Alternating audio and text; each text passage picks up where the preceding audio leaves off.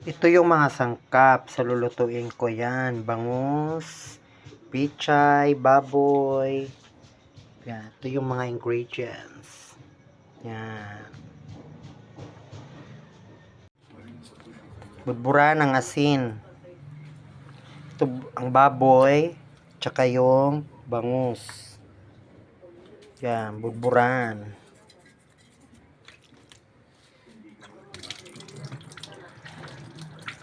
Yan, natapos ko na hiwain yung mga ibang ingredients.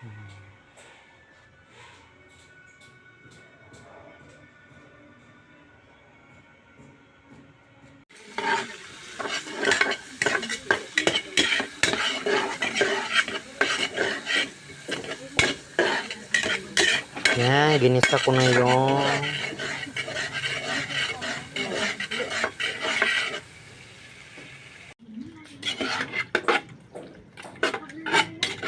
mag music man ko.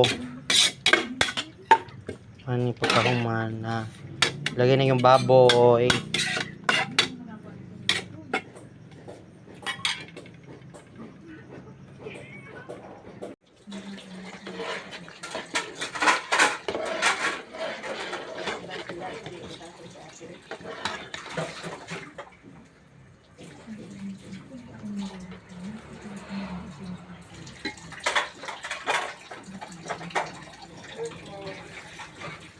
Yan, nilagay ko na ang bangus. Yan na.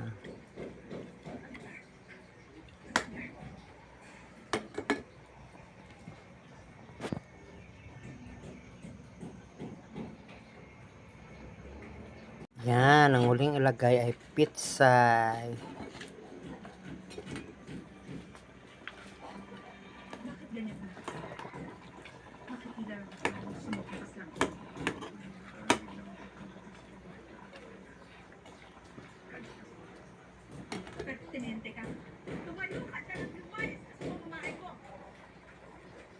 Ito na ang finished product ng recipe ko.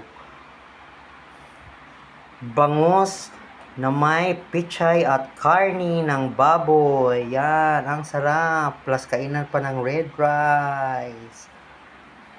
Kain po tayo.